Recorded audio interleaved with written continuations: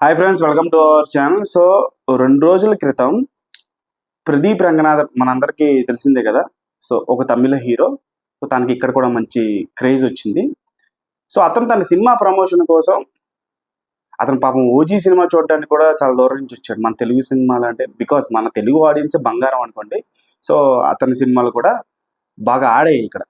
So ఆ cinema ప్రమోషన్కి సంబంధించి అతను ఇక్కడికి రావడం జరిగింది. సో ఆ ప్రెస్ మీట్లో కూర్చున్నాడు. సో ఆ ప్రెస్ మీట్లో ఒక ఆవిడ ప్రతిసారి లాగానే ఈసారి కూడా చాలా అంటే వరస్ట్ కైండ్ ఆఫ్ క్వశ్చన్ అడగడం జరిగింది. అంటే బేసిక్లీ జర్నలిస్ట్ కైండ్ ఆఫ్ విలువలు అది అదంతా బూత్ అనుకోండి. ఆ ఎథిక్స్ అవన్నీ వాళ్ళకి బూతు బేసిక్లీ ఆ ప్రెస్ మీట్లో కూర్చునే కొంతమందికి, అందరికి కాదు కొంతమంది. ఓకే, సో ఈమె కూడా చాలా వరస్ట్ కైండ్ ఆఫ్ క్వశ్చన్ అడిగింది. ఆ క్వశ్చన్ ఏంటంటే, ఆ క్వశ్చన్ అడిగిన తర్వాత సోషల్ మీడియాలో ఆమెని భయంకరంగా ఈ నెటిజన్స్ అనే వాళ్ళు ఎవరైతే ఉంటారో వాళ్ళందరూ శుభ్రంగా అసలు ఆమెను తిడుతున్నారు.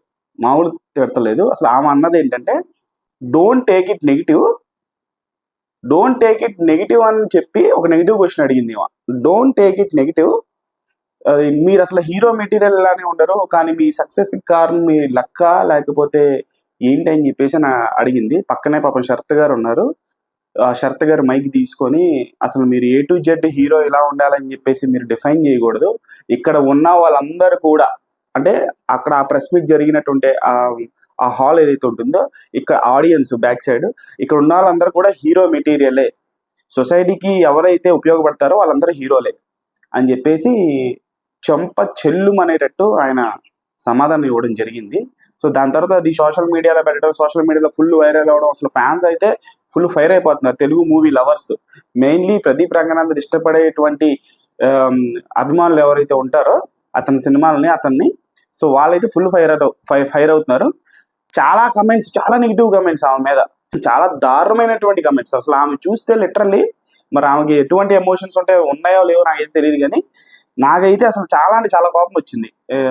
అందులో కమెంట్ అయితే నాకు ఫన్నీగా అనిపించింది. అసలు ఆమెకి ఇటువంటి నెగిటివ్ కమెంట్ రావడం తప్పులేదు అనిపించింది. ఏంటంటే, అసలు ఇంత కమెంట్ చేసిన ఈ భూలోక సుందరి ఫేస్ చూసారా, ఏమో పళ్ళతో పొలం దున్నేయచ్చంట. అసలు నేను చచ్చిపోయి నవ్వుకోలేక ఆ కమెంట్ చూసి. She deserves it, literally she deserves it. ఒక ప్రేమ గారిలా ఉండాలి, ఒక TNR గారిలా ఉండాలి. సౌత్ కంపానియన్లో ఒక అతను ఉంటాడు. సో అతను కూడా చాలా ఇంటర్వ్యూస్ చాలా బాగా చేస్తాడు. ఒక TNR గారు ఇంటర్వ్యూస్ ఎట్లా ఉండేవండి, ఇన్స్పైర్ చేసేవి, ఫిలిం మేకర్స్ని, ఆడియన్స్ని కూడా ఆలోచింపజేసేది.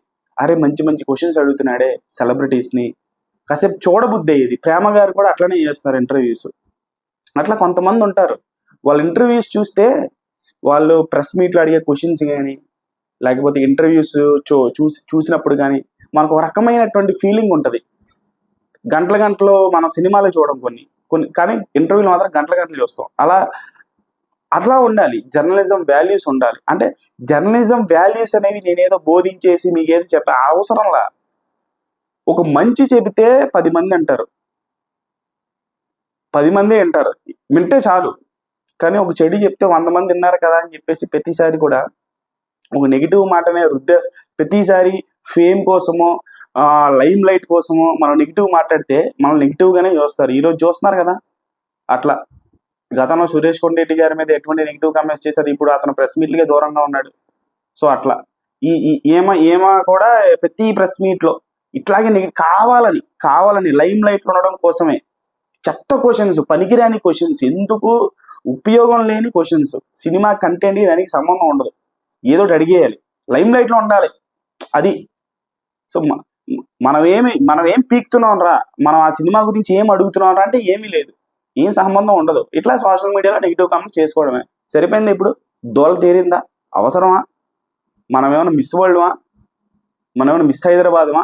అందాల పోటీల్లో పోటీ చేసామా? ఎందుకు? అందం అనేది పర్ఫార్మెన్స్లో ఉండిద్ది, అందం అనేది లుక్స్లో ఉండదు అని చెప్పేసి శరత్ గారు ఇచ్చారుగా కౌంటర్ గట్టిగా. సరిపోయిందిగా. ఎందుకండి? పనికొచ్చే క్వశ్చన్స్ అడగండి, 10 మందికి పనికొచ్చే క్వశ్చన్స్ అడగండి, 10 మందిని ఇన్స్పైర్ చేసే క్వశ్చన్స్ అడగండి, 10 మంది 10 సార్లు చూసే క్వశ్చన్స్ అడగండి. ఒక 100 సార్లు తిట్టే క్వశ్చన్స్ అడగకూడదు ఎప్పుడైనా సరే. సో ఇది ప్రస్తుతం సోషల్ మీడియాలో అయితే 2 డేస్ బ్యాక్ అనుకుంటా అది జరిగింది. సో ఇప్పటికీ కూడా దాని గురించి ఎక్కువగా చర్చ జరుగుతుంది. అసలు ఆమెని ప్రెస్ మీట్లకి తీసుకురాకూడదు అనేటువంటి కామెంట్స్ ట్విట్టర్ వేదికగా బాగా అందరు చేస్తున్నారు. సో దీని మీద మీ అభిప్రాయం ఏంటి అనేది కామెంట్ బాక్స్లో కామెంట్ చేయండి. ఆమె ఫోటో నేను ఆల్రెడీ ఇక్కడ వేశాను మీకు. సో దీని మీద మీ అభిప్రాయం ఏంటో కూడా కామెంట్ బాక్స్లో కామెంట్ చేయండి. ఛానల్ లైక్ చేయండి, షేర్ చేయండి, సబ్స్క్రైబ్ చేసుకోండి.